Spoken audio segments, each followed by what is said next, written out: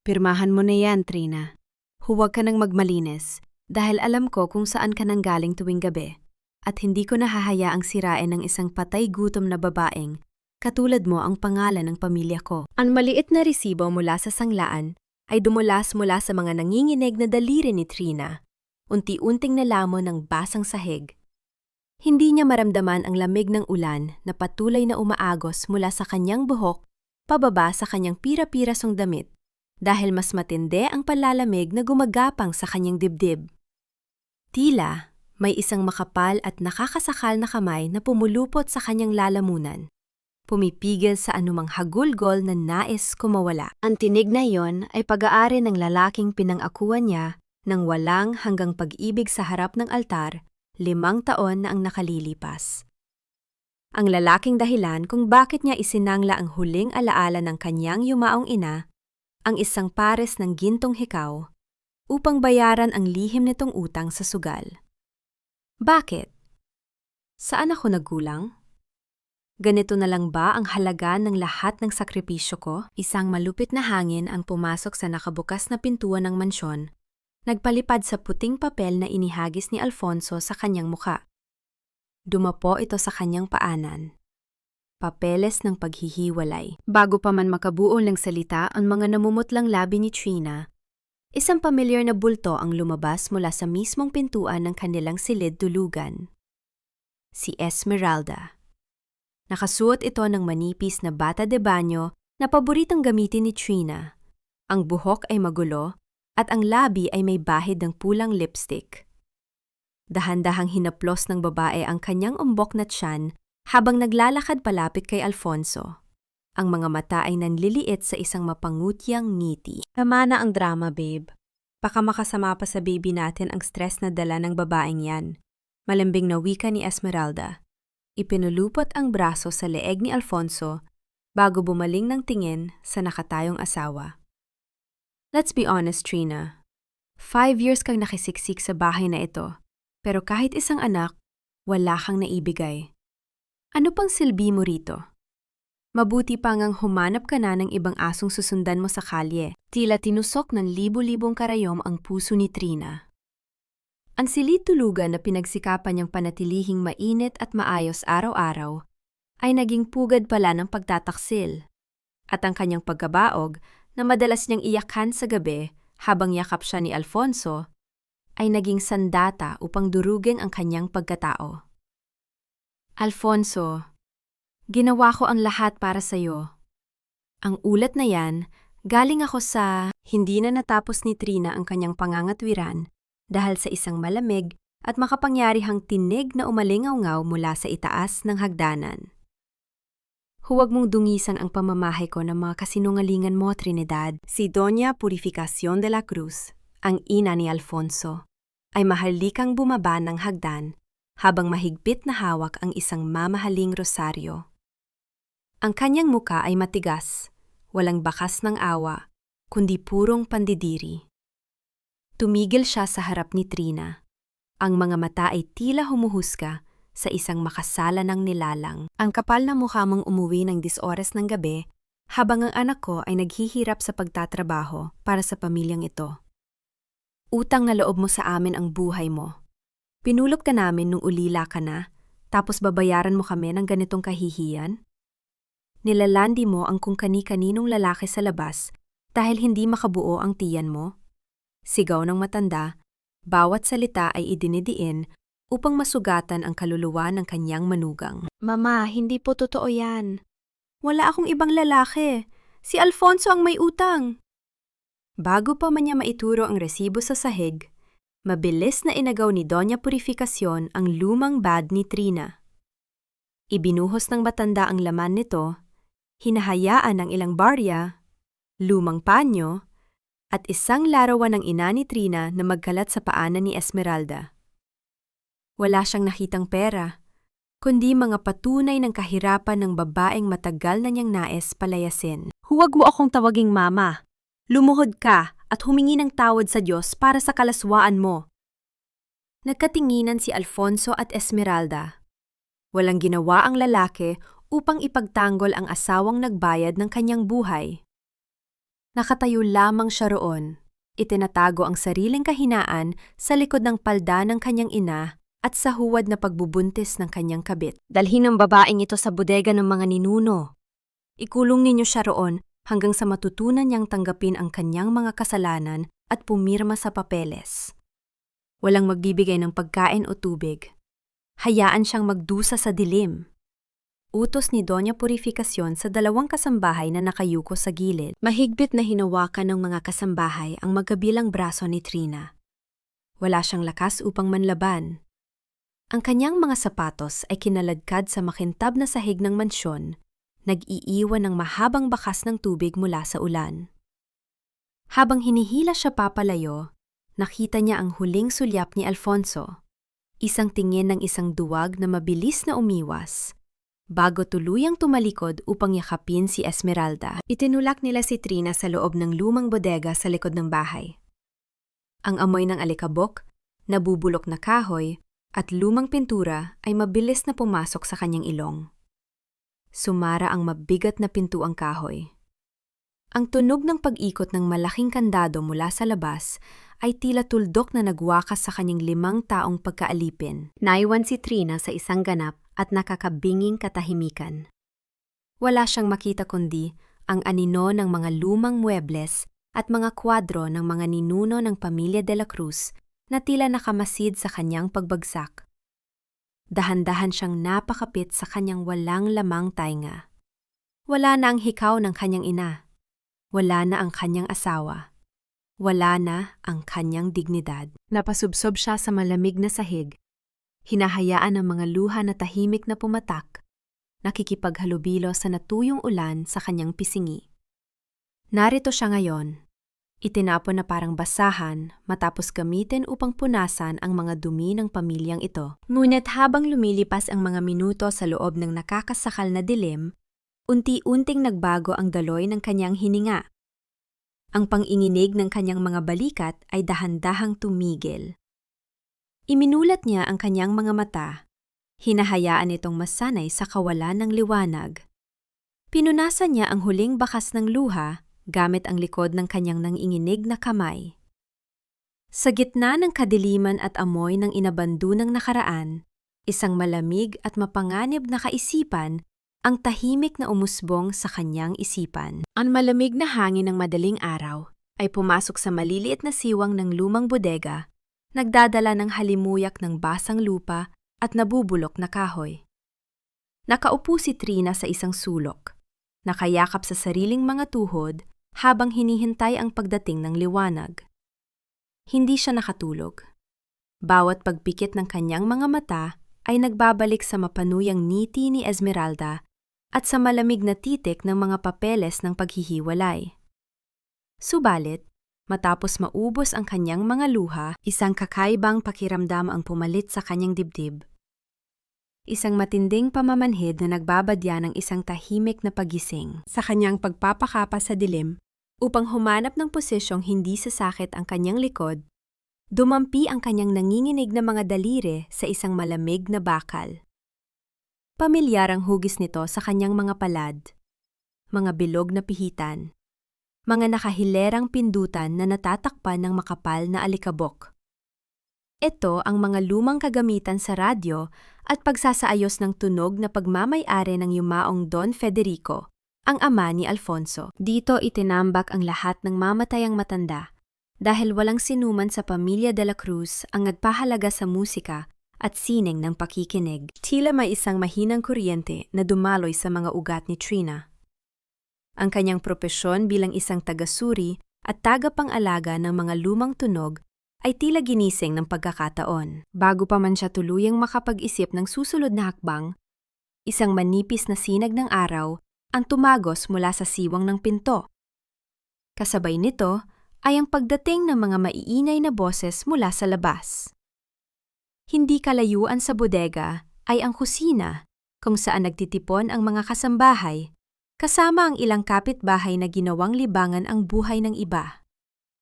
Narinig niya ang boses ni Aling Caridad, matinis at punong-puno ng malisya, na tumatagos sa manipis na kahoy ng pinto. Sinasabi ko na nga ba? Walang mabuting maidudulot ang pagpupulot ni Doña Purificación sa babaeng yan. 5 taon na, tuyot pa rin ang sinapupunan. Aba, nararapat lang nga palayasin siya.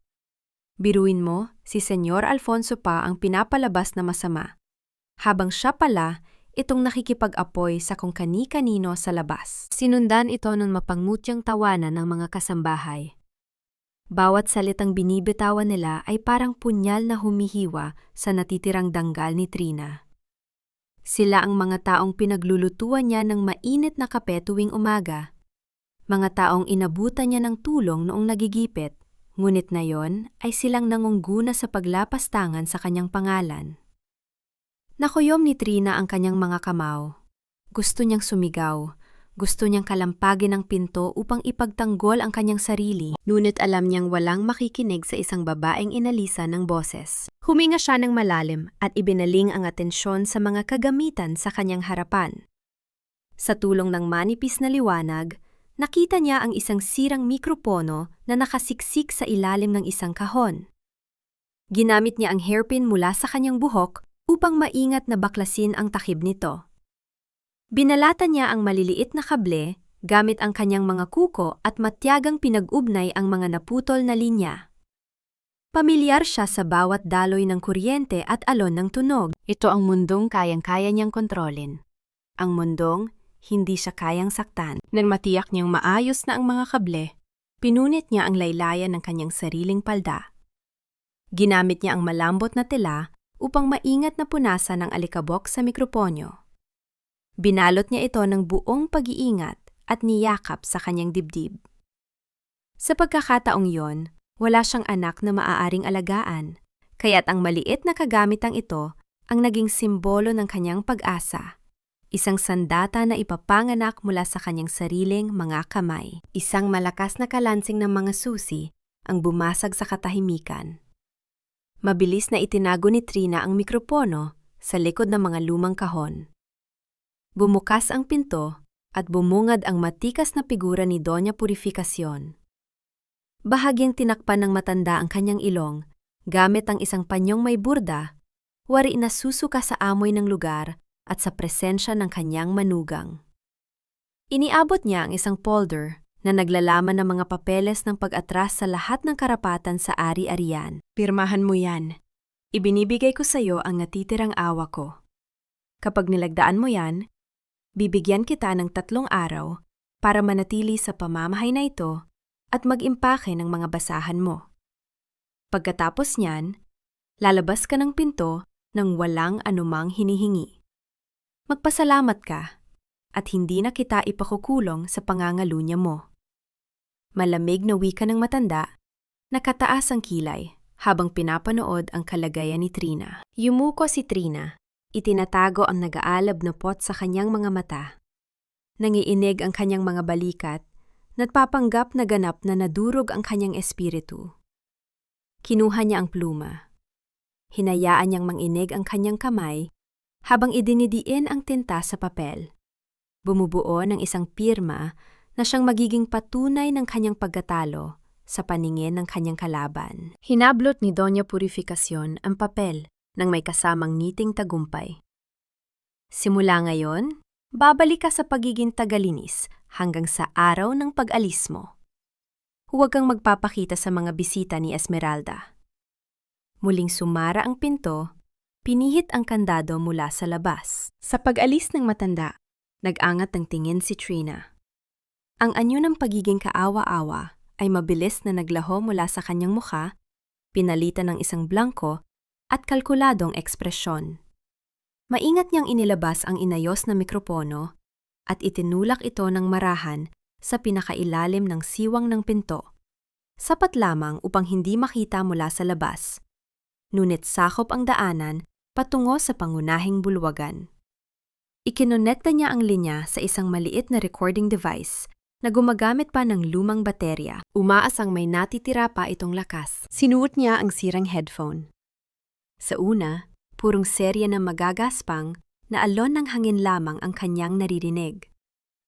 Ngunit pagkalipas ng ilang sandali, Naging malinaw ang mga yabag ng dalawang tao na naglalakad malapit sa pasilyo. Boses ni Alfonso, tila nagrereklamo sa mahinang tono. Babe, sigurado ka bang magiging maayos ang lahat? Paano kung magpatingin na si Mama sa ultrasound mo next week? 2 buwan pa lang tayo nakikita, pero ang sinabi mo sa kanya ay 4 na buwan ka ng buntis. Hindi ba delikado ito? Isang malandi at pabulong na tawa mula kay Esmeralda ang sumunod.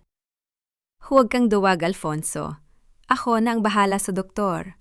Ang mahalaga, nakapirma na ang tangang asawa mo at makukuha na natin ang pondo ng kumpanya bago pa malaman ni Doña Purificación ang totoo. Sa loob ng madilim na bodega, isang mapait, ngunit matagumpay na ngiti ang namuo sa mga labi ni Trina. Ang lihim na magpapabagsak sa pamilya de la Cruz ay hindi na nakatago.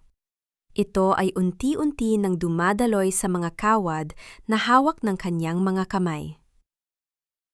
Ang magaspang na basahan ay paulit-ulit na idinidiin ni Trina sa makintab na ibabaw ng antigong mesa sa gitna ng sala. Bawat kumpas ng kanyang kamay ay sinasabayan ng matinding pagpipigil ng hininga upang hindi sumabog ang galit na nag-aalab sa kanyang dibdib. Pinalaya siya mula sa madilim na bodega, hindi upang ibalik sa kanyang pwesto bilang asawa, kundi upang maging isang utusan sa sarili niyang pamamahay. Mula sa itaas ng hagdanan, narinig niya ang mabibigat at sadyang pinatunog na hakbang ng mga tahong ni Esmeralda. Nakasuot ang babae ng isang mahaba at mamahaling bestida na binili gamit ang pera ng pamilya. Hawak ang isang baso ng malamig na juice. Hoy Trina, make sure na malinis ng maayos iyang mga muebles. Ayoko nang may alikabok kapag dumating ang mga bisita ni Mama mamaya. Maarating utos ni Esmeralda, sinadyang idaan ang kanyang daliri sa gilid ng mesa upang maghanap ng dumi. And by the way, pakilinis na rin ang banyo sa taas. Nakakasuka kasi ang amoy ng mga naiwan mong gamit doon. Yumuko lamang si Trina. Hindi siya sumagot, hindi siya nagpakita ng kahit anong emosyon. Ang kanyang katahimikan ay inakala ni Esmeralda bilang ganap na pagsuko. Numisi ang kabit at naglakad patungo sa kusina. Naiwang mag-isa si Trina sa malawak na bulwagan. Sa pagkawala ng anino ni Esmeralda, mabilis na nagbago ang kilos ni Trina. Mula sa bulsa ng kanyang lumang palda, inilabas niya ang isang manipis at itim na kable na konektado sa isang napakaliit na mikropono. Ginamit niya ang pagkakataon upang gumapang sa likuran ng malaking gramopono sa gilid ng sala, isang paboritong palamuti ni Doña Purificación na hindi kailanman pinapagalaw sa mga ordinaryong kasambahay. Maingat niyang idinikit ang mikropono sa pinakasulok na bahagi ng kahoy. Itinatago ang kawad sa ilalim ng makapal na alpombra papunta sa direksyon ng kanyang maliit na kwarto sa silong ng hagdan. Bawat galaw niya ay kalkulado, isang tahimik na gagamba na naghahabi ng kanyang bitag. Tanghang tapat ng utusan siyang mamili ng mga gagamitin para sa nalalapit na kapistahan. Ang init ng araw ay tila pinarurusahan ang kanyang balat habang bitbit niya ang 2 mabibigat na bayong na puno ng gulay at karne. Wala siyang sapat na pera para sumakay ng tricycle, kaya't naglakad siya pabalik. Sa bawat hakbang, nararamdaman niya ang pagod na unti-unting sumisira sa kanyang pisikal na lakas. Ngunit patuloy siyang naglakad, nakayuko, at iniiwasan ang mga mapanghusgang tingin ng mga taong bumubulong sa paligid. Biglang nawala ang nakakapasong init mula sa kanyang ulunan. Isang malaking anino ang sumakop sa kanyang paningin. Nang mag-angat siya ng tingin, nakita niya ang isang matangkad na lalaki na nakasuot ng malinis na puting polo at pormal na pantalon. Hawak nito ang isang itim na payong na isinilong ng buong buo sa kanya. Hinahayaan ang sariling balikat nito na mabilad sa araw. Si Attorney Gabriel, ang bagong abogado mula sa Maynila, na kamakailan lang ay nagtayo ng maliit na opisina malapit sa munisipyo. Miss Trina, let me help you with those. Malumanay na wika ni Gabriel. Hindi na niya hinintay ang sagot ni Trina at marahang kinuha ang mas mabigat na bayong mula sa mga nanginginig na kamay ng babae. Attorney, wag na po, nakakahiya. Baka madumihan ang damit ninyo, nag-aalangang sagot ni Trina. Pilit na binabawi ang bag, ngunit naging mahigpit ang hawak ng lalaki. Ngumiti si Gabriel, isang ngiting nagpapahiwatig ng dalisay na paggalang. It's fine. Saka hindi nararapat na nagbubuhat ng ganito kabigat ang isang ginang sa gitna ng matinding init. Besides, I was actually looking for you. May nabanggit ang mga tao rito tungkol sa galing mo sa pag-aayos ng mga lumang cassette tapes. Mayroon sana akong ipapa-restore, isang boses na napakahalaga sa akin. Kung may oras ka lang naman sana. Habang naglalakad sila ng magkasabay, naramdaman ni Trina ang isang kakaibang kapayapaan na matagal na niyang hindi nararanasan. Wala sa tono ng lalaki ang pangungutya. Walang pahiwatig na naniwala ito sa mga malisyosong tsismis sa palengke. Ang simpleng pagbibigay nito ng lilim at pagtrato sa kanya bilang isang taong may halaga ay tila mainit na tsaa na nagpakaalma sa kanyang nanlalamig na kaluluwa. Isang katanungan ang naiwan sa isip ni Trina. Ano ang totoong sadya ng isang magaling na abogado mula sa Maynila sa isang maliit na probinsyang tulad nito? Kaninong boses ang nais nitong buhayin mula sa nakaraan? Nang malapit na sila sa mansyon, nagpasalamat si Trina at kinuha ang kanyang mga dala. Nagpaalam si Gabriel na may kasamang magalang na pagtango. Binibigyan siya ng sapat na distansya upang hindi magdulot ng anumang issue sa mga nakatingin. Bago siya bumalik sa bahay, lumiko si Trina sa kabilang kanto, patungo sa lumang estasyon ng radyo. Ang amoy ng lumang papel, kape, at magnetic tape ay sumalubong sa kanya. Isang amoy na nagpapaalala sa kanya ng tunay na kalayaan. Binatid siya ni Mang Teban, ang matandang direktor ng estasyon na matagal na niyang tinuturing na pangalawang ama. Nang walang maraming tanong, ipinahiram ng matanda ang ilang maliliit na kagamitan para sa radio frequency transmission. Hindi ko alam kung ano ang binabalak mo, anak, puno ng pag-aalalang wika ni Mang Teban habang inaabot ang kahon. Pero kilala kita. Kung ano man yan, alam kong yan ang tama. Mag-iingat ka palagi. Pagsapit ng dilim, bumalik si Trina sa kanyang masikip na kwarto sa ilalim ng hagdan. Nakasara ang pinto at walang anumang ilaw maliban sa liwanag ng buwan na tumatagos mula sa maliit na bintana. Maingat niyang ikinabit ang radyong natanggap niya mula kay Mang Teban sa kanyang cassette recorder. Isinuot niya ang headphone mula sa itaas, sa mismong sala kung saan nakatago ang kanyang mikropono. Naririnig niya ang mga yabag at ang pamilyar na boses ng kanyang biyenan. Nag-uusap si Doña Purificación at Alfonso tungkol sa gaganaping Fiesta de San Isidro. Kailangan nating ipagsigawan sa buong bayan kung gaano kasama ang babaeng yan. Dinigang sabi ni Doña Purificación. Ang boses ay puno ng kamandag at pagkasuwapang. Gagamitin natin ang entablado sa plaza sa araw mismo ng fiesta. Ipapahiya natin siya sa harap ng buong probinsya para wala na siyang mukhang maihaharap at mapilitan siyang umalis nang hindi humihingi ng ni isang kusing mula sa yaman ng pamilyang ito. Ipapapsao ko ang pamamahala ng negosyo sa iyo at sa magiging apo ko kay Esmeralda. Nakaupo si Trina sa dilim, mariing nakakapit sa gilid ng mesa. Ang hininga niya ay mabigat, ngunit ang kanyang mga mata ay nanlilisik sa isang matapang na determinasyon. Pinihit niya ang pindutan sa kanyang makina. Ang tunog ng paglapat ng mekanismo sa loob ng recorder ay hudyat na nagsimula na itong umikot. Ang itim na tape ay dahan-dahang gumulong. Tahimik na kinukulong ang bawat masamang salita, bawat kasinungalingan, at bawat planong inihahanda laban sa kanya. Handa na ang kanyang entablado. Ang malamig na hangin mula sa maliit na bintana ay hindi sapat upang pawiin ang panginginig ng mga kamay ni Trina habang mahigpit niyang suot ang lumang headphone. Sa loob ng kanyang masikip na silid sa ilalim ng hagdan, ang tanging nagbibigay liwanag ay ang mahinang ilaw mula sa poste ng kalsada na tumatagos sa salamin. Mula sa sala sa itaas, ang mga tinig na nasasagap ng nakatagong mikropono ay tila lasong unti-unting pumapatay sa mga huling hibla ng kanyang pag-asa. Nag-uusap sina Alfonso at Esmeralda. Ang tono ng lalaki ay puno ng paglalambing na matagal nang ipinagkait kay Trina. Babe, you have to be patient. Pakiusap ni Alfonso, wari hinihimas ang buhok ng babae. Pumayag na si Mama na ibenta ang bahagi ng lupain sa San Isidro. Kapag nakuha na natin ang pera, aalis na tayo rito, bago pa niya malaman na walang laman ang sinapupunan mo. Isang halahak na puno ng panghahamak ang pinakawala ni Esmeralda. Dapat lang, Alfonso, hindi ako magpapanggap na naglilihi at magsusuot ng mainit na unan sa tiyan araw-araw para lang sa barya. Pero paano yung asawa mong patay gutom? Baka biglang mag-inarte yon sa araw ng fiesta at humingi ng sustento. Minahal mo ba talaga ang babaeng yon? Isang nakakabinging katahimikan ang namagitan bago sumagot si Alfonso.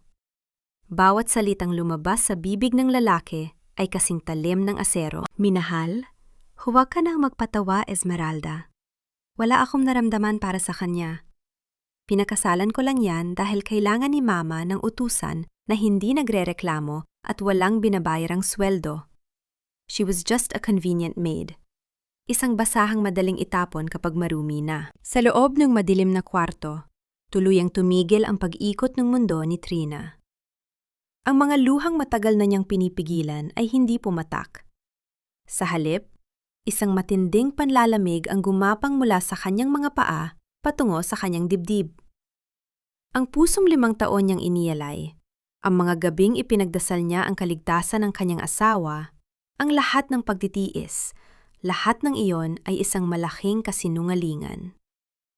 Hindi siya naging asawa. Isa lamang siyang alipin na binili gamit ang huwad na sakramento ng kasal. Dahan-dahan niyang inalis ang headphone. Tumayo siya at lumapit sa maliit na aparador. Kinuha niya ang nag-iisang litrato ng kanilang kasal na nakatago sa ilalim ng kanyang mga damit. Sa liwanag ng buwan, pinagmasdan niya ang nakangiting mukha ng babaeng nasa larawan. Isang babaeng puno ng pangarap. Walang kamalay-malay na papasok siya sa isang impyerno. Kinuha niya ang isang paris ng gunting mula sa kanyang kahon ng kagamitan. Nang walang anumang pag-aalinlangan, dahan-dahang pinaghiwalay ng patalim ang dalawang imahe. Ang bahagi ng larawan kung saan naroon si Alfonso ay walang awang binitawan ni Trina. Hinahaya ang mahulog at magkasya sa loob ng basurahan. Ang natirang bahagi, ang sarili niyang imahe, ay maingat niyang itinupi at ibinalik sa kanyang bulsa.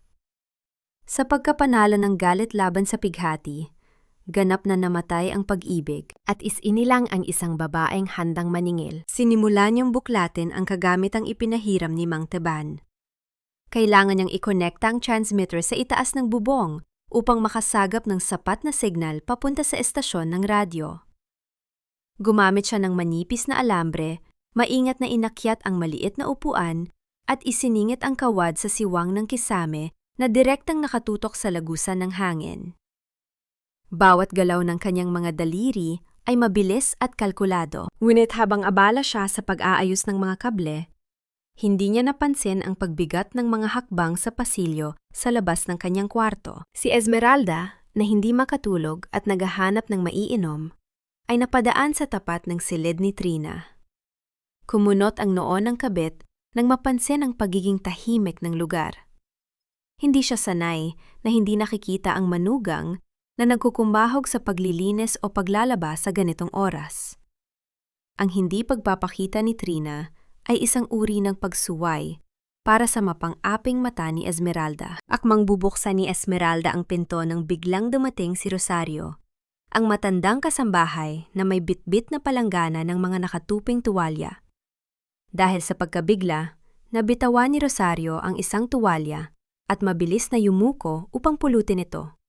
Sadyang idinikit ang sariling balikat sa pinto ng kwarto ni Trina upang itulak ito ng bahagya, bago pa man mahawakan ni Esmeralda ang busol. Bumukas ang pinto.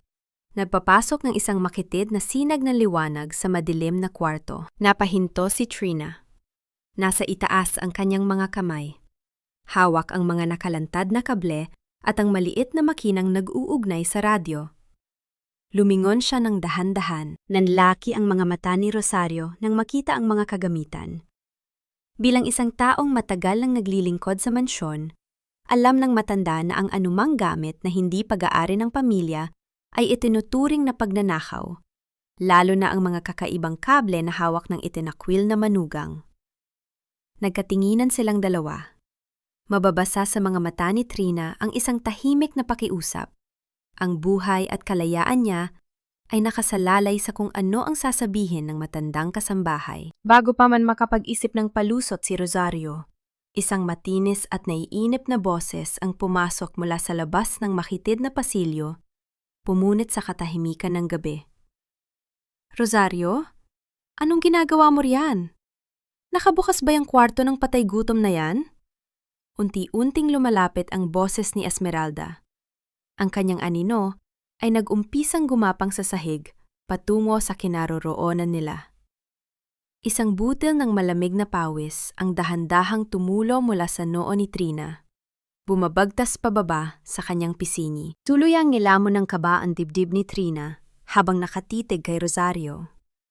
Ang lumalaking anino ni Esmeralda ay tila isang nagbabadyang unos na handang sumira sa huling sandata ng kanyang pag-asa. Ngunit bago pa man tuluyang makalapit ang kabit, mabilis na isinara ni Rosario ang pinto ng bahagya. Iniiwan lamang ang sapat na puwang upang maitago ang katawan ni Trina at ang mga kable sa kisame. Hinarap ng matandang kasambahay si Esmeralda nang may magalang na pagyuko, itinatago ang nangiininig nitong mga kamay sa likod ng palanggana. Ma'am Esmeralda, pasensya na po. Tinitingnan ko lang po kung nasaan ang mga basahan. Mabilis na pagdadahilan ni Rosario, ang boses ay sadyang nilakasan upang marinig ni Trina sa loob. Wala po rito si Miss Trina. Nakita ko po siyang naglalaban ng mga kumot ninyo doon sa likod bahay kani-kanina lang. Napasimangot si Esmeralda. Bahagyang umirap bago silipin ang madilim na pasilyo. Dahil sa takot na mahawa sa tinatawag niyang amoy mahirap ni Trina, umatras ang babae. Siguraduhin mo lang na nilalinis niya ng maayos ang mga gamit ko. Kapag may nakita akong mansa riyan, ipapadila ko sa kanya iyon. At ikaw, bilisan mo ang pagdadala ng maiinom sa kwarto ko. Nakakastress kayong mga hampas lupa. Tinalikuran ni Esmeralda si Rosario. Mabigat na inihakbang ang mga paa pabalik sa silid sa itaas. Nang makasigurong wala na si Esmeralda, mabilis na pumasok si Rosario sa loob at isinara ang pinto. Lumingon ang matanda kay Trina. Ang mga mata ay puno ng katanungan at pag-aalala. Ano ba itong ginagawa mo, anak? Kapag nakita ni Doña Purificación ang mga yan, baka hindi na papeles ang ipapirma sa'yo, kundi death certificate mo na. Pabulong, ngunit madiing wika ni Rosario, nakatingin sa nagkalat na alambre at maliit na makina. Bumaba si Trina mula sa upuan. Hinawakan niya ang magkabilang balikat ng matanda. Ang kanyang mga mata ay naninindigan. Manang Rosario, alam kong matagal na kayong naninilbihan sa kanila. Pero alam ninyo rin kung gaano nila ako ginawang hayop sa sarili kong bahay. Hindi ko hinihingi na kampihan ninyo ako. Hinihingi ko lang na manahimik kayo. Para ito sa danggal ko. At sa huling pag-asa kong makawala rito. Matagal na tinitigan ni Rosario ang dalaga. Nakita niya sa mga mata ni Trina ang sariling anino ng nakaraan. Isang babaeng paulit-ulit na niyurakan ng makapangyarihang pamilyang ito dahil walang kakayahang lumaban. Isang mabigat na paghinga ang pinakawalan ng matanda, unti-unting tumango bago lumabas ng tahimik. Nakahanap si Trina ng isang alyado sa pinakahindi inaasahang lugar. Kinabukasan, humingi ng pahintulot si Trina na lumabas upang bumili ng mga karagdagang gamot para di umano sa pagsakit ng kanyang ulo. Bagaman nagduda, pinayagan siya ni Doña Purificación dahil ayaw nitong may magkasakit na katulong bago ang malaking araw ng fiesta. Bitbit ang isang maliit na bag na naglalaman ng cassette tape, ang pinakamahalagang kopya ng lahat ng kasinungalingan at pagpaplano ni na Alfonso, Esmeralda at Doña Purificación. Naglakad si Trina patungo sa opisina ni Attorney Gabriel. Kailangan niyang itago ang ebidensyang ito sa isang ligtas na lugar bilang backup, sakaling mabigo ang pag-broadcast niya ng live. Nang makapasok siya sa opisina, walang ibang tao roon, kundi ang abogado na nag-ayos ng mga papeles. Nakita ni Gabriel ang matinding pamumutla at panginginig ng mga kamay ni Trina nang iabot nito ang tape. Ang buong katawan ng babae ay tila isang manipis na salamin na malapit ng mabasag dahil sa labis na pagod, gutom at kawalan ng sapat na tulog.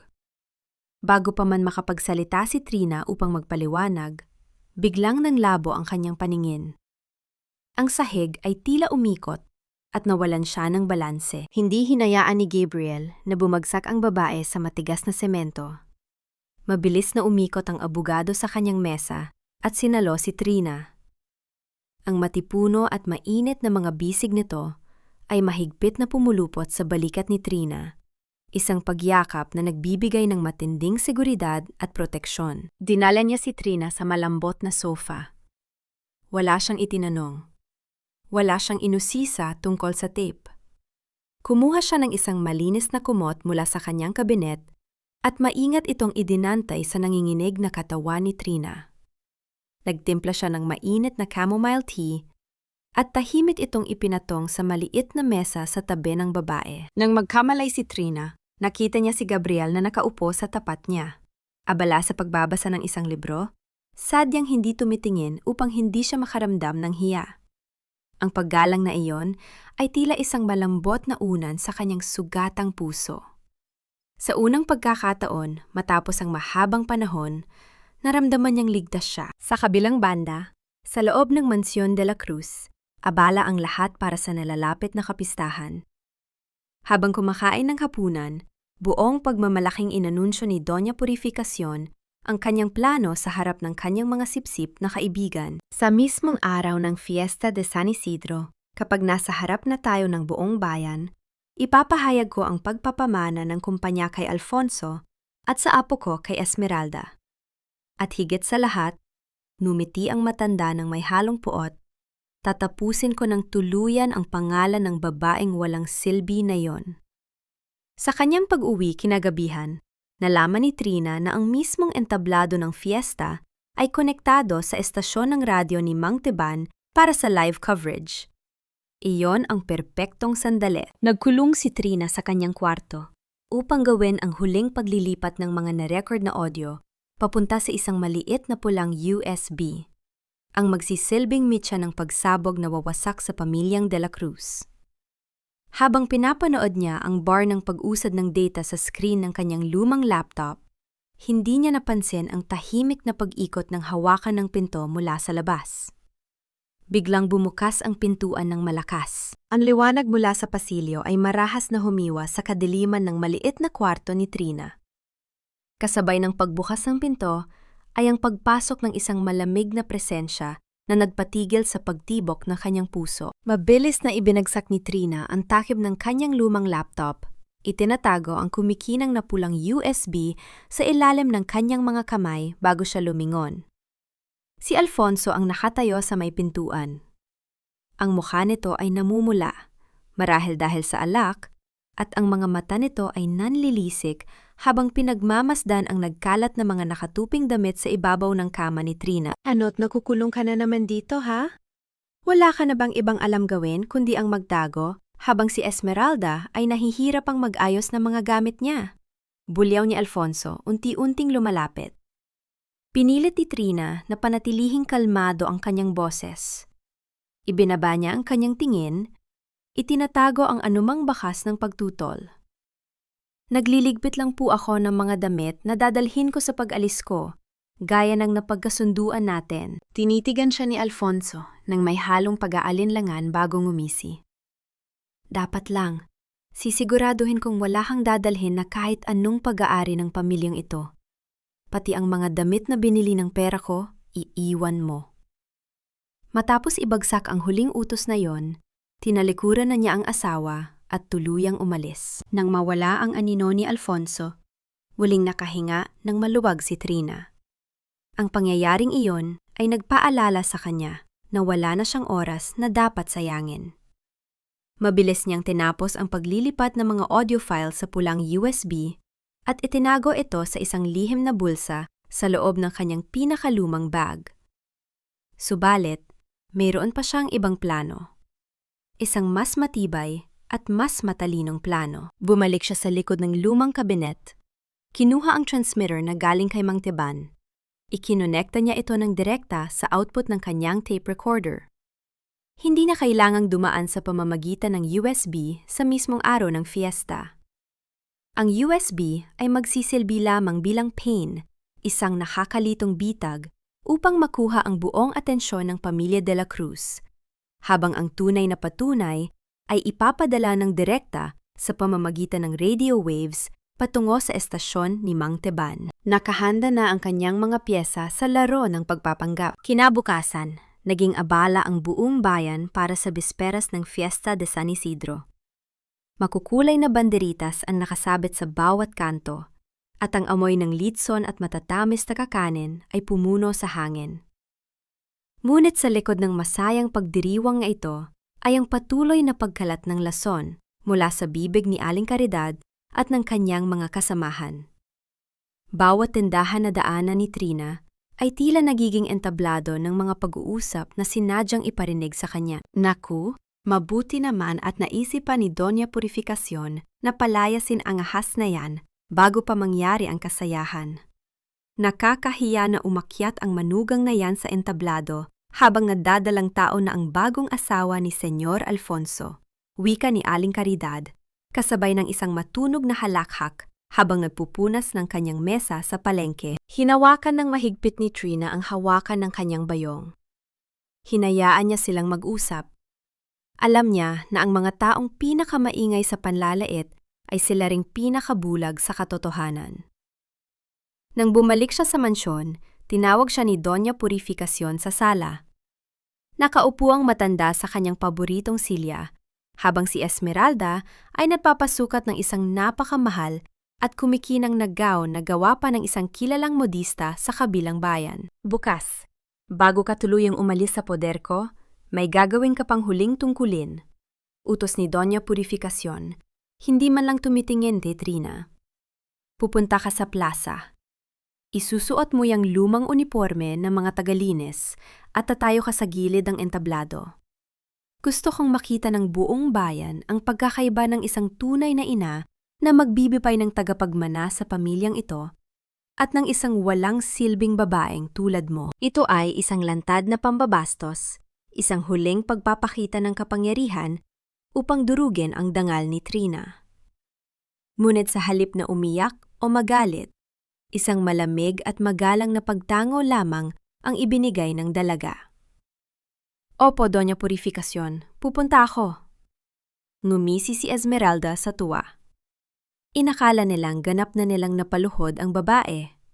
Wala silang kamalay-malay na ang pagpayad ni Trina ay pagpirma rin nila sa kanilang sariling kamatayan sa lipunan. Sa gabi ring iyon, habang ang lahat ay natutulog, tahimik na tinatahak ni Rosario ang daan patungo sa kusina para kumuha ng mainit na tubig. May malalang sakit ang kanyang apo at kailangan niya itong padalhan ng pera kinabukasan.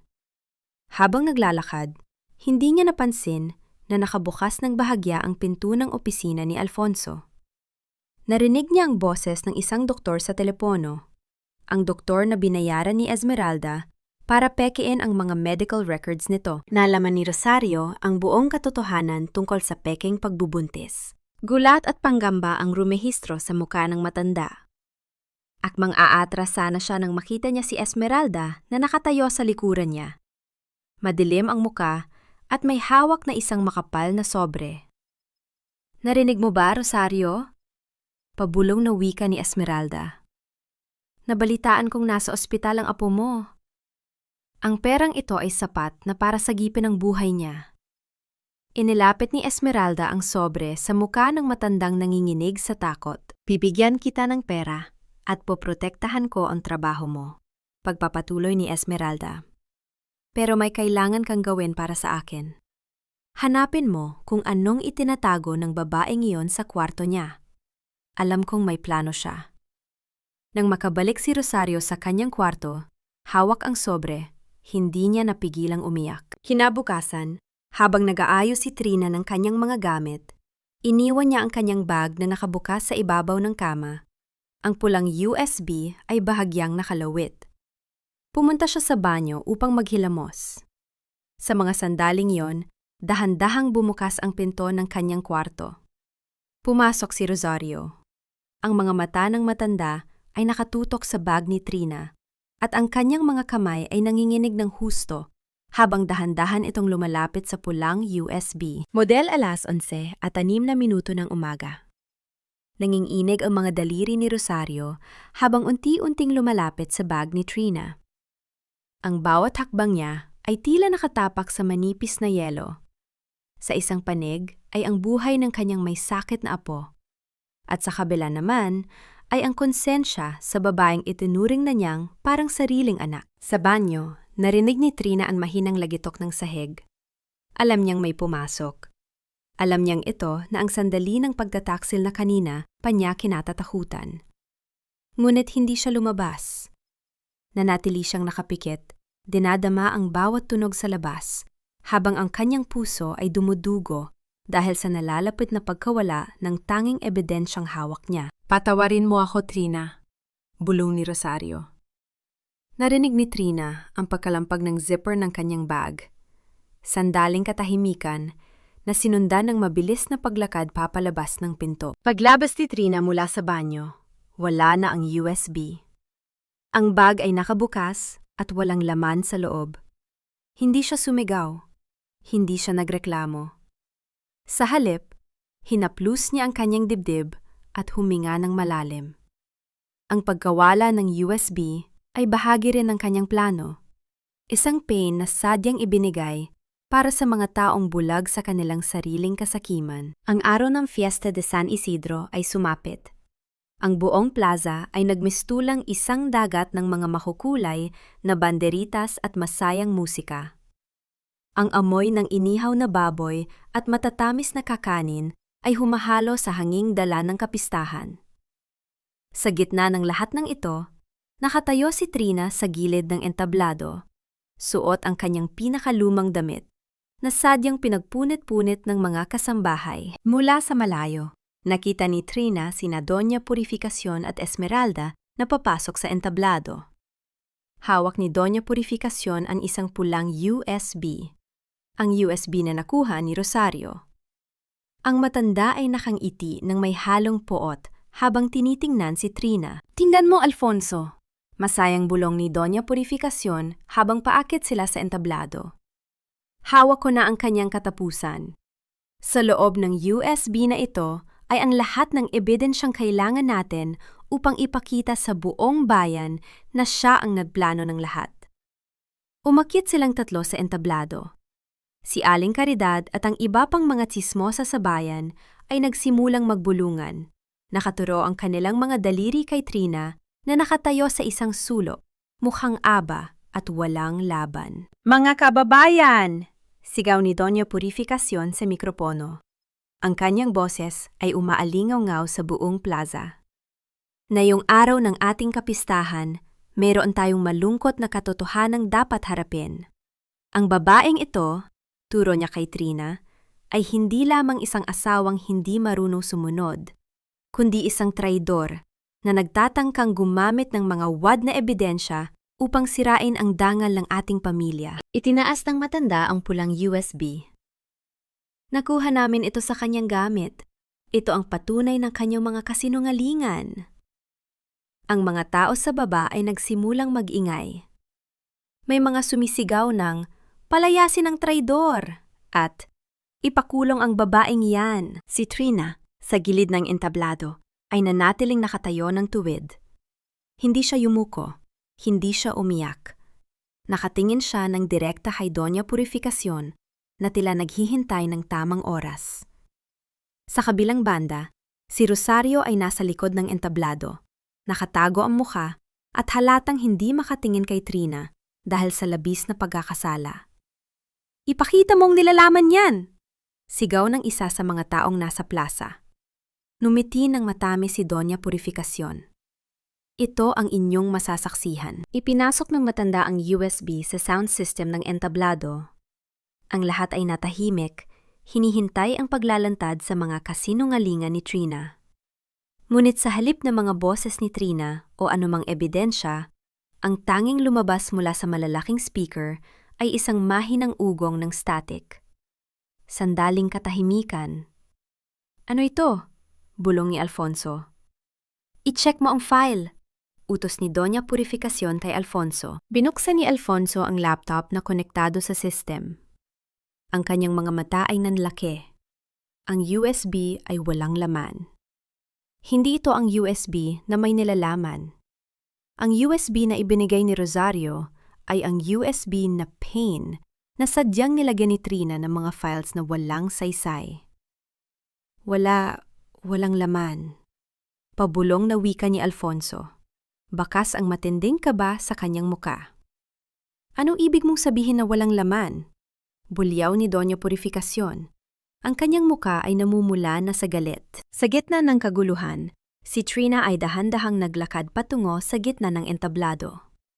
Ang kanyang mga hakbang ay matatag. Kinuha niya ang mikroponong hawak ni Doña Purificación. Ang mga tao ay napatahimik. Doña Purificación, wika ni Trina. Ang kanyang boses ay malinaw at kalmado. Naghahanap ba kayo ng ebidensya? Hindi nyo ito makikita sa isang USB na walang laman. Lumingon si Trina sa estasyon ng radyo sa tuktok ng burol kung saan nakatanaw si Mang Teban handang pindutin ang huling switch. Ang lahat ng katotohanan ay hindi nakatago sa isang maliit na plastik. Ang katotohanan ay nasa hangin at nakikinig na ang buong bayan. Sa isang iglap, ang musika sa plaza ay namatay. Isang nakakabinging katahimikan ang bumalot sa lugar bago nagsimulang umalingaw-ngaw ang boses ni Alfonso at Esmeralda mula sa lahat ng mga speaker sa plaza. Minahal? Huwag ka nang magpatawa, Esmeralda. Wala akong naramdaman para sa kanya. Pinakasalan ko lang yan dahil kailangan ni Mama ng utusan na hindi nagrereklamo. Ang boses ni Alfonso ay parang kidlat na bumiyak sa kapayapaan ng plaza. Bawat salita, bawat pagtataksil, at ang pagmamaliit sa pagkatao ni Trina ay malinaw na umuugong sa mga speaker, umaabot hanggang sa pinakamalayong sulok ng bayan. Ang mga tao sa ibaba ay nagsimulang magbulungan. Ang kanilang mga mukha ay puno ng matinding pagkagulat at galit. Si Aling Caridad, na dati ay nangungguna sa panlalait kay Trina, ay nanlaki ang mga mata at napahawak sa kanyang dibdib, habang ang iba ay nagsisimula ng magtapon ng mga basurang plastik at bote ng tubig patungo sa entablado. Sa itaas ng entablado, ang mundo ni na Doña Purificación at Alfonso ay tuluyang gumuho. Si Alfonso, na namumutla at tila nauubusan ng dugo, ay nanginginig ang buong katawan. Sinubukan niyang hablutin ang mikropono mula sa kamay ni Trina, ngunit mas mabilis ang mga pulis na naunang inutusan ni Attorney Gabriel na mag-abang sa paligid. Alfonso, totoo ba ito? Tama ba ang narinig namin? Sigaw ng isang matandang residente mula sa madla.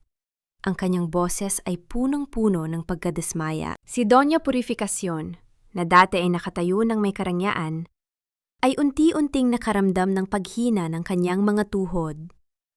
Ang kanyang mga kamay, na dati ay may hawak na rosaryo, ay nagsimulang manginig ng walang kontrol. Sinubukan niyang magpaliwanag, sinubukang sumigaw. Ngunit ang boses niya ay nalunod sa ingay ng galit ng taumbayan. Hindi! Kasinungalingan yan! Ginamit niya ang radyo upang mandaya! Sigaw ng matanda habang pilit na kinakalampag ang sound system. Ngunit walang nakikinig sa kanya. Ang mga tao ay hindi na interesado sa kanyang mga dahilan. Nakita nila ang lahat. Narinig nila ang lahat. Si Esmeralda, na kanina lang ay nakataas ang no at puno ng kayabangan, ay mabilis na nagtangkang tumakas pababa ng entablado. Ngunit hinarangan siya ng mga babaeng dating kaibigan niya sa palengke, ang mga taong noon ay niloko rin niya at minanipula. Saan ka pupunta, Esmeralda? Nasaan ang sanggol na ipinagmamalaki mo? Matapang na tanong ng isa sa kanila habang hinahatak ang laylayan ng mamahaling gown ng babae. Sa gitna ng kaguluhan, si Trina ay nanatiling nakatayo sa gitna ng entablado. Ang kanyang muka ay hindi mabakas ng anumang tuwa o pot. Ito ay isang mukha ng isang babaeng nakatapos na sa kanyang mahabang pagdurusa. Tumingin siya kay Rosario na nasa gilid ng entablado. Ang matanda ay lumuluha, nakayuko, at hindi makatingin sa kanya dahil sa labis na kahihiyan at pagsisisi. Dahan-dahang lumapit si Trina kay Rosario.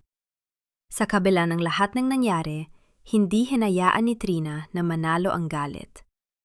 Inabot niya ang kamay ng matanda at pinunasan ang mga luha nito gamit ang kanyang panyo. Alam ko kung bakit mo ginawa iyon, Rosario. Hindi kita masisisi kung ang buhay ng apo mo ang nakataya. Pabulong na wika ni Trina na sapat lamang upang marinig ng matanda. Pero ang katotohanan ay hindi kailanman mabibili ng kahit anong halaga. Magpahinga ka na. Hindi mo na kailangang manilbihan sa kanila. Nagulat ang lahat sa kabaitan ni Trina, lalo na ang mga taong kanina lamang ay humuhusga sa kanya. Ang kanyang pagpapatawad sa gitna ng kanyang pagkapanalo ay nagpakita ng isang uri ng lakas na hindi kayang abutin ni na Doña Purificación. Sa mga sandaling yon, si Attorney Gabriel ay umakyat sa entablado. Hindi siya nagsalita, hindi siya nanghimasok sa eksena. Tumayo lamang siya sa tabi ni Trina, isang tahimik na suporta na nagpapakita sa lahat na ang babaeng itinakwil nila ay mayroong kakampi na iginagalang ng batas at lipunan. Ang insidente sa fiesta ay naging mitsa ng katapusan ng pamilya de la Cruz. Ang kanilang sunggo ay agad na dinaluhong ng mga tao upang bawiin ang kanilang mga deposito. Ang kanilang pangalan, na dati ay pinagmamalaki sa buong probinsya, ay naging kasing kahulugan na ng salitang kahiya-hiya. Nang gabing iyon, habang nag-iimpake si Trina ng kanyang huling gamit sa mansyon, nakita niya si Alfonso na nakaupo sa sahig ng sala, nakatingin sa kawalan. Ang lalaking dati ay puno ng yabang ay wala na. Siya ay tuluyang nawala ng saysay. Hindi man nang lumingon si Trina sa kanya. Naglakad siya palabas ng pinto. Ang pinto na dati ay nagkulong sa kanya. Ngunit ngayon ay pintuan na patungo sa kanyang bagong simula. Nang marating niya ang gate ng mansyon, lumingon siya sa huling pagkakataon. Ang mansyon ay tila isang lumang libingan ng kanyang nakaraan. Huminga siya ng malalim at sa unang pagkakataon, ang hangin sa labas ay hindi na amoy ng alikabok at put, kundi amoy ng kalayaan. Ang gabi sa bayan ng San Isidro ay hindi naging tahimik. Sa loob ng mansyon ng mga de la Cruz, ang dating marangyang tahanan ay mistulang isang abandonadong bodega ng mga sirang pangarap. Ang mga ilaw sa labas ay pinatay, ngunit sa loob, ang bawat sulok ay punong-puno ng tensyon at pagkawasak. Si Doña Purificación ay nakaupo sa kanyang silya sa sala, ang kanyang mga mata ay nakapako sa kawalan. Ang matandang dati kinatatakutan ng buong bayan ay mukhang tumanda ng 10 taon sa loob lamang ng isang araw. Wala na ang kanyang mga mamahaling alahas. Lahat ng ito ay dinala na ng mga naggangalit na maniningil ng utang na dumagsa sa kanilang pintuan kaninang hapon. Sa kabilang bahagi ng silid, si Alfonso ay nakasandal sa pader, hawak ang isang baso ng alak na nanginginig ang mga kamay.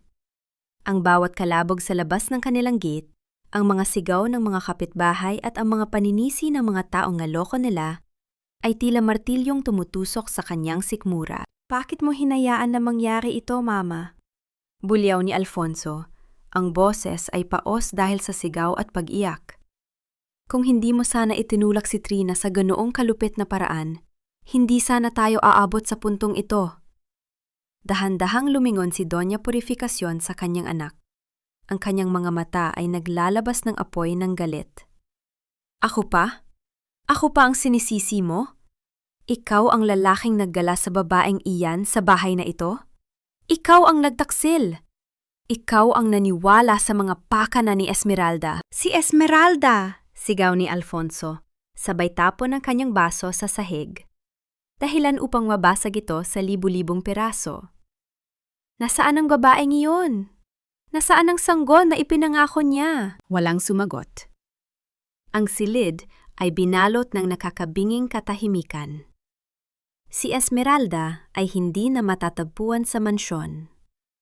Sa sandaling, pumutok ang balita tungkol sa kanilang pagtataksil sa plaza, ang babae ay nagmamadaling kinuha ang anumang pera o alahas na kaya niyang makuha at tumakas patungo sa kadiliman. Iniwan si Alfonso sa gitna ng unos. Sa labas ng mansyon, si Trina ay nakatayo sa ilalim ng isang puno ng nara. Pinapanood ang bawat paggalaw sa loob ng bahay. Kasama niya si Attorney Gabriel. Hindi sila nag-uusap. Ang kanilang mga mata ay nakatuon lamang sa dulo ng isang kabanata ng buhay na sa wakas ay matatapos na. Handa ka na ba, Trina? Malambot na tanong ni Gabriel. Tumango si Trina. Wala na akong balikan dito, attorney. Ang lahat ng sakit, ang lahat ng pagpapahiya, inilabas ko na yon sa entablado kanina. Ang naiwan na lang sa kanila ay ang kanilang sariling mga multo. Hindi ka nila matatalo muli. Pangako ni Gabriel, sabay abot ng isang maliit na folder. Ang lahat ng legal na dokumento para sa pagbawi ng iyong sariling ari-arian at ang pagkakasampa ng kaso laban sa kanila ay nakahanda na. Hindi ka na mag-iisa sa laban na ito. Sa sandali ngayon, ang mansyon ay biglang mabalot ng ingay. Ang mga tauhan ng bangko ay dumating upang kumpiskahin ang mga ari-arian bilang kabayaran sa mga utang na hindi na mabayaran. Si Doña Purificación ay pilit na kumakapit sa silya. Sumisigaw ng mga sumpa, habang si Alfonso ay napaupo na lamang sa gitna ng sala, tuluyang nawalan ng malay dahil sa matinding stress at pagkalasing. Hindi lumingon si Trina. Sumakay siya sa sasakyan ni Gabriel. Habang humaharurot ang sasakyan papalayo sa mansyon, binalikan ni Trina ang kanyang refleksyon sa salamin ng bintana. Ang babaeng nakatingin sa kanya ay hindi na ang Trina na laging nakayuko. Siya ay ang babaeng naglakas loob na magsalita, ang babaeng gumamit ng kanyang sariling boses upang linisin ang kanyang pangalan. Sa bintana ng sasakyan, pinanood niya ang pagliit ng mansyon hanggang sa ito ay maging isa na lamang maliit na tuldok sa madilim na kalsada. Ang bawat kilometrong nilalagpasan nila ay unti-unting naglalayo sa kanya sa isang buhay na punong-puno ng kadena. Sa unang pagkakataon, sa loob ng 5 taon, naramdaman ni Trina ang tunay na kahulugan ng gabi. Hindi ito madilim, kundi isang canvas kung saan siya ay malayang makakapagsimula ng panibagong obra. Ilang buwan na ang nakalipas mula noong gabi ng Fiesta de San Isidro. Ang dating maingay at mapanghusgang bayan ng San Isidro ay tila natutunan ang aral ng pagkakataon.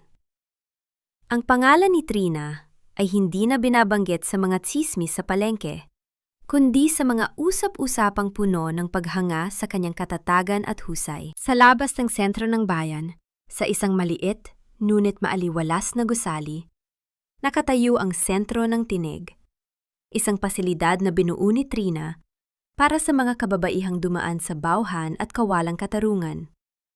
Dito, ang bawat boses na dati ay sinakal ng takot, ay binibigyan ng pagkakataong umawit at magsalita muli. Si Trina, na dati laging nakayuko at nakasuot ng mga damit na kupas, ay nakasuot na ngayon ng malinis na puting blusa. Ang kanyang mga mata, na dati ay puno ng pait, ay nagniningning na sa liwanag ng isang bagong pag-asa. Hawak niya ang isang lumang audio console na dati niyang ginamit sa bodega, ang kagamitang nagligtas sa kanyang buhay. Ma'am Trina, may naghihintay po sa inyo sa labas. Wika ng isa sa kanyang mga mag-aaral, isang batang babae na nagngangalang Maya, na dinala sa sentro matapos makatakas mula sa isang abusadong relasyon. Lumabas si Trina at nakita si Attorney Gabriel na nakatayo sa ilalim ng puno. Hawak ang isang bouquet ng mga bulaklak na sampagita. Hindi na ito ang formal at malamig na abogado. Ngayon, ang bawat ngiti nito ay puno ng pagkilala sa babaeng nasa kanyang harapan. Kumusta ang trabaho mo ngayong araw? Tanong ni Gabriel habang inaabot ang mga bulaklak. Mapayapa, sagot ni Trina, at sa unang pagkakataon, ang kanyang ngiti ay umabot hanggang sa kanyang mga mata. Mas mapayapa kaysa sa aking mga pinang-arap. Naglakad silang dalawa sa hardin. Ikinuwento ni Gabriel ang balita tungkol sa mansyon ng mga De la Cruz. Ibinenta na ang lupa. Si Doña Purificación ay nasa ilalim na ng pangangalaga ng isang institusyon para sa mga matatanda. Si Alfonso, huling nabalitaan ko, ay nagtatrabaho sa isang maliit na kumpanya sa kabilang lalawigan. Namumuhay ng malayo sa karangyaan na dati niyang ipinagmamalaki. Hindi sumagot si Trina. Ang mga balitang yon ay hindi na nadudulot ng kahit anong emosyon sa kanya. Hindi tuwa at lalong hindi pot. Ang mga De la Cruz ay isa na lamang kabanata sa isang librong na tapos na niyang basahin. Ang tunay na tagumpay para sa kanya ay hindi ang pagkakita sa kanilang pagbagsak, kundi ang pagkakita sa sarili niyang pag-angat. Alam mo, Gabriel, panimula ni Trina habang tinitingnan ang papalubog na araw. Noong una, akala ko ang paghihiganti ang magbibigay sa akin ng hustisya. Pero mali ako. Ang hustisya ay hindi ang makita silang magdusa. Ang hustisya ay ang pagpili kong maging maligaya sa kabila ng lahat ng ginawa nila. Huminga ng malalim si Gabriel at tumingin kay Trina. Wala na ang mga kadena, Trina. Ngayon, malaya ka na. Sa paglipas ng hapon, bumalik si Trina sa loob ng sentro. Isang grupo ng mga kababaihan ang naghihintay sa kanya, handang makinig sa kanyang mga turo. Naupo si Trina sa harap ng mikropono. Ang kagamitang dati ay nag-record ng mga kasinungalingan, ngunit ngayon ay gagamitin niya upang magpalaganap ng katotohanan at lakas ng loob. Habang inihahanda niya ang kanyang mga kagamitan, isang maliit na bata ang lumapit sa kanya at nagtanong, "Ma'am, bakit po tayo nag-aayos ng radyo?" Numiti si Trina, hinawakan ang kamay ng bata. "Dahil ang boses mo, kahit gaano pa kahina, ay may karapatang marinig ng mundo. At hanggat may mga taong nakikinig, hindi ka magiging mag-isa." Sa loob ng sentrong iyon, ang bawat tunog ay hindi nahudyat ng pangamba, kundi ng pagkakaisa. Natutunan ni Trina na ang pinakamalakas na boses ay hindi ang sumisigaw, kundi ang boses na may kakayahang magpatawad at magpatuloy. Isang taon na ang nakalilipas mula nang gumuho ang mundo ng mga De la Cruz. Sa gitna ng tahimik at maaliwalas na hardin ng sentro ng tinig, nakatayo si Trina habang pinapanood ang paglubog ng araw. Ang bawat sinag ng ginto ay tila sumasalamin sa bagong yugto ng kanyang buhay. Isang buhay na hindi na nakagapos sa mga anino ng nakaraan. Sa isang maliit na mesa sa tabi niya, nakapatong ang isang lumang radyo na dahan-dahan niyang inayos. Ito na ang huling piraso ng kanyang nakaraan na hawak niya. Dito, sa katahimikan ng pagtatapos, sinagot ni Trina ang 3 katanungan na matagal na niyang ibinaon sa kanyang puso. Una, nakapagpatawad na ba siya sa harap ng salamin ng kanyang sariling konsensya? Alam niyang ang pagpapatawad ay hindi nangangahulugang paglimot sa kasamaan o pagtanggap sa mga taong sumira sa kanya. Ang pagpapatawad ay ang pagbibitiw sa pot na kumakain sa kanyang sariling kaluluwa. Pinatawad niya ang kanyang sarili sa pagpili na maging biktima sa loob ng 5 taon at pinatawad niya ang mundo sa pagiging malupit. Hindi na siya nagtatanim ng galit dahil ang galit ay isang bigat na hindi na niya kayang dalhin. Ang kapatawaran ay ang kanyang huling pag-aari na nagpalaya sa kanya. Pangalawa, nakahanap ba siya ng tunay na kapayapaan? Ang kapayapaan ay wala sa mansyon, wala sa yaman, at wala sa paghihigante. Natagpuan niya ito sa bawat umaga na gumigising siya ng walang takot, sa bawat gabi na nakakatulog siya ng may kalinawan ng isip, at sa bawat boses ng mga babaeng kanyang natutulungan. Ang kapayapaan ay ang malaman na sa kabila ng lahat ng dagok, nanatili siyang buo. Sa tabi ni Gabriel, ang kapayapaang ito ay naging isang matibay na pundasyon, isang pag-ibig na hindi humihingi, kundi nagbibigay at nagrerespeto sa bawat hibla ng kanyang pagkatao. Pangatlo, ano ang aral na natitira para sa lahat? Sa bawat babaeng nakikinig sa kanyang boses, sa bawat pusong sugatan na dumadaan sa kanyang sentro, ito ang kanyang ibinabahagi. Ang ganda ng buhay ay hindi nakasalalay sa kung gaano kalakas ang hampas ng alon sa'yo, kundi sa kung gaano ka kahusay lumangoy at manatiling nakalutang. Ang pagsasakripisyo ay may hangganan, at ang pagmamahal sa sarili ay hindi makasarili. Ito ay isang obligasyon. Bago tuluyang pumasok sa loob, kinuha ni Trina ang pulang USB. Ang USB na naglaman ng mga kasinungalingan. At ibinaon ito sa ilalim ng isang batang puno ng nara sa harden. Sa itaas nito, nagtanim siya ng isang maliit na bulaklak na sampaguwita. Hayaan mong ang katotohanan ay maging ugat ng pag-asa, bulong niya sa sarili. Sa loob ng sentro, narinig niya ang tawanan ng mga babaeng kanyang tinuturuan. Isang himig ng musika ang nagsimulang tumugtog mula sa radyo. Isang himig na payak, malinis, at puno ng buhay. Hindi na siya si Trina na nagtitiis sa dilim ng bodega. Siya na si Trina na nagmamay-ari ng kanyang sariling boses. At sa bawat alingaw-ngaw ng kanyang tinig, isang bagong umaga ang laging sumisibol. Ang nakaraan ay isa na lamang alingaw-ngaw. Ang hinaharap ay isang awit na siya mismo ang nagbubuo.